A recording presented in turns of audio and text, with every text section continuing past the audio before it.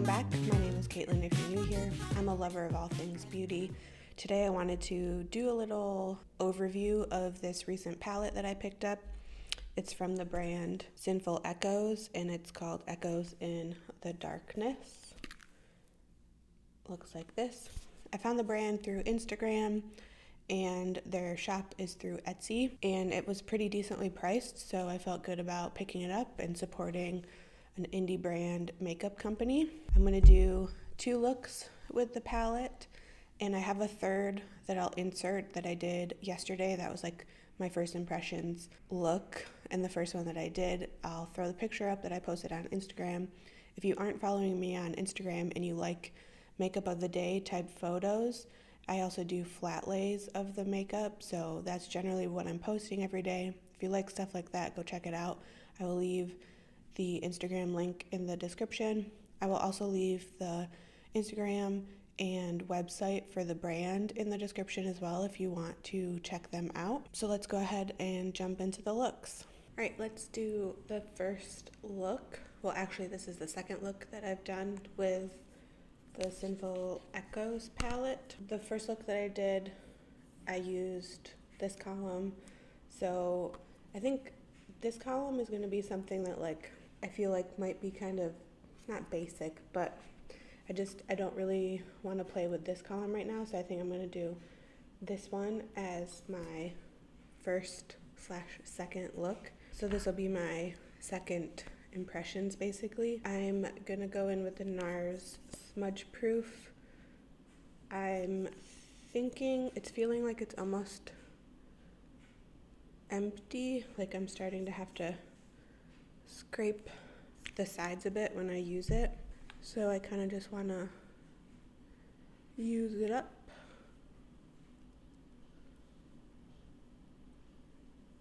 I was really impressed with the shadows when I used it yesterday. The mattes are super blendable but pigmented, and they do have some kick up in the pan, but I don't that's not a deal breaker for me as long as I tap off the extra on the brush. Generally it's fine. So I'm gonna go in with the shade Whisper and just sort of put it through the crease. The way that the palette is kind of set up, I imagine it's to work in the columns. So you have basically a light, or I guess a medium matte, a deeper matte, and then the shimmer. So I think it's a really beginner friendly palette because if you aren't fully sure what you're doing or what you want to do, you don't really have to think too much about it. So the simplest way, in my opinion, to put together a look is doing a lighter or medium shade through the crease, use the darker shade to darken up the outer corner, and then the shimmer all over the lid. So if you just absolutely don't know what you want to do, that's a good starting point. I'm going to go in with the shade Shadow, and I'm just going to use my finger. I generally just like using my fingers for shimmery shades or any kind of multi-chrome.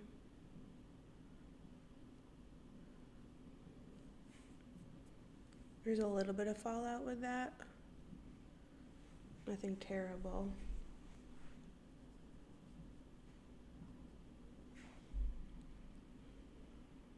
I also find that if you use your finger, you don't necessarily need to go in with a glitter primer or anything.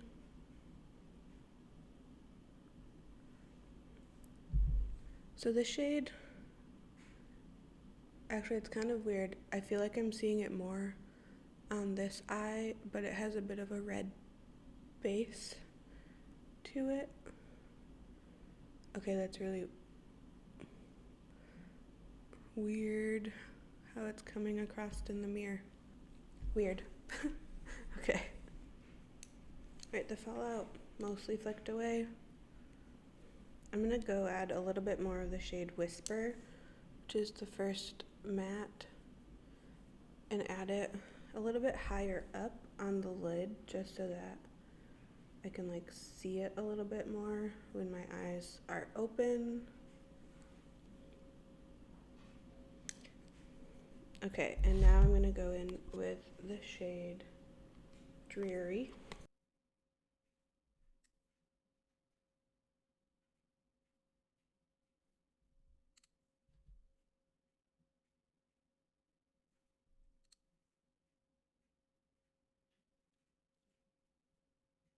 All right, on the lower lash line, I'm gonna go in with Whisper first and then a little bit of Dreary.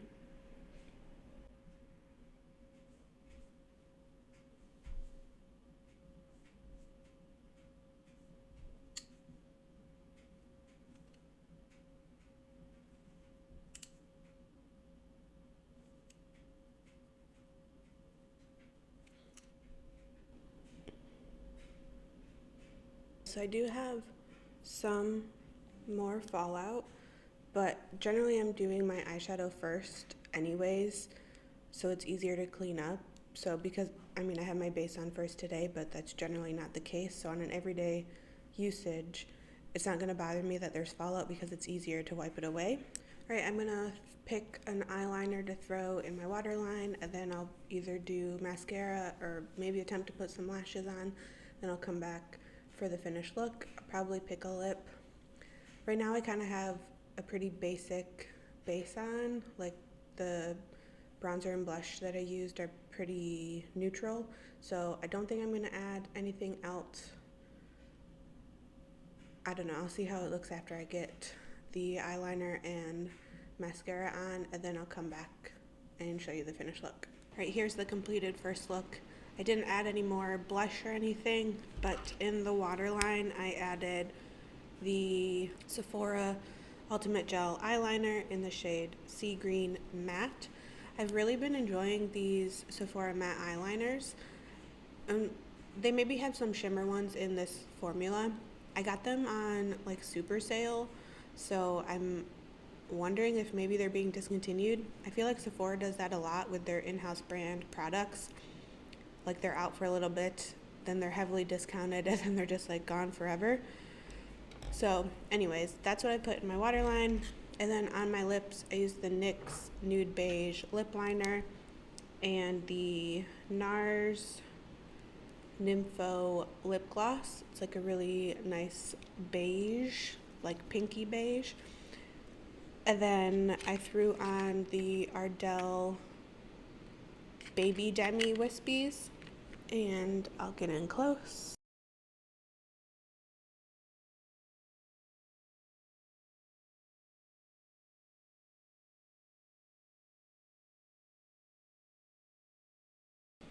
All right, that is the first look.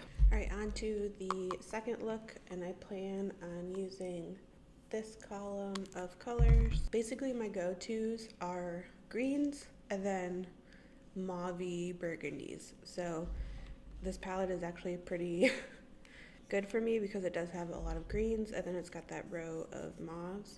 I'm going to use the NARS Smudge Proof again.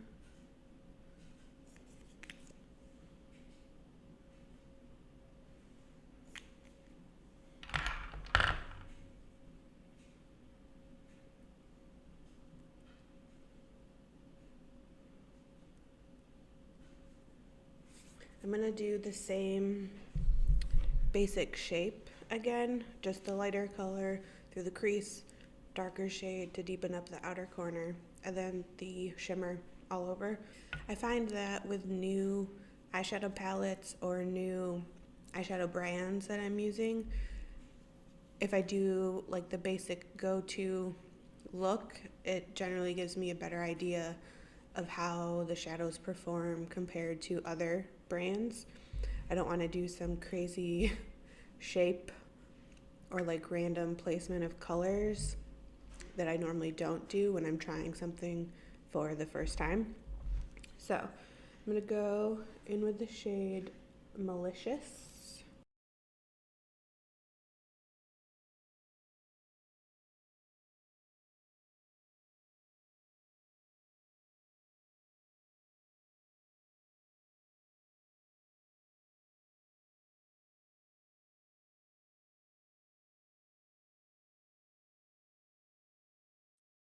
I am, however, going to deepen up the outer corner first before laying down the shimmer because I want to see how the shimmer will go on top of the darker color. So I'm going in with the shade Seduction.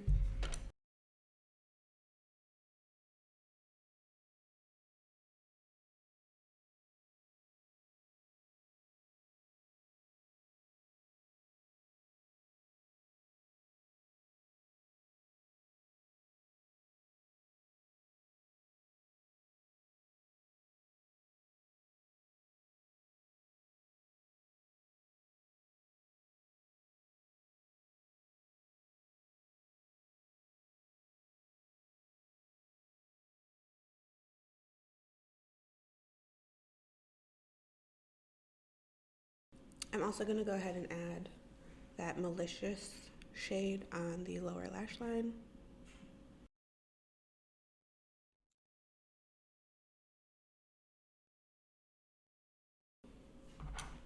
And then blend it.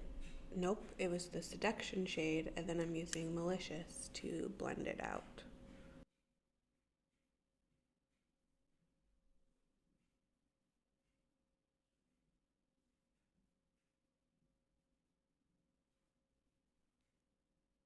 Right now I'm going to go in with Broken Expectations.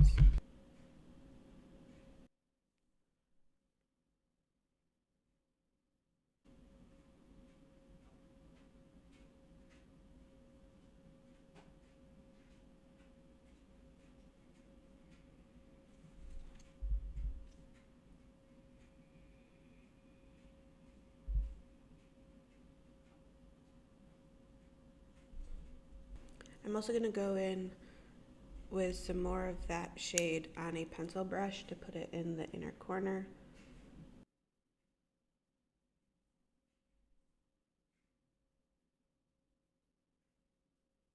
And then I'm going to go back in with a little bit of Seduction just to deepen up or like redefine the outer corner a little bit.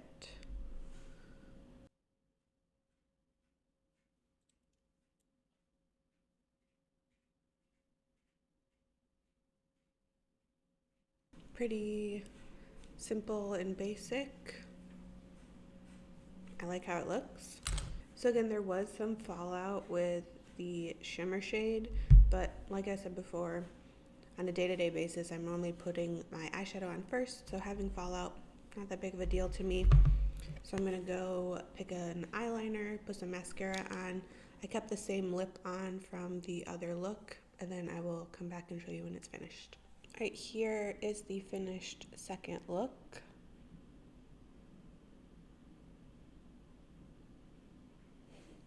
I threw the ColourPop cream gel liner in the shade Joyride in the waterline, and then mascara, I just used the L'Oreal Telescopic Lift Waterproof. This is the look that I'm going to be keeping on for the rest of the day, so I didn't bother with lashes. I'm not really doing anything I don't need to have lashes on. And again, I kept the same lip combo on, which is the NYX lip pencil in Nude Beige and the NARS lip gloss in Nympho.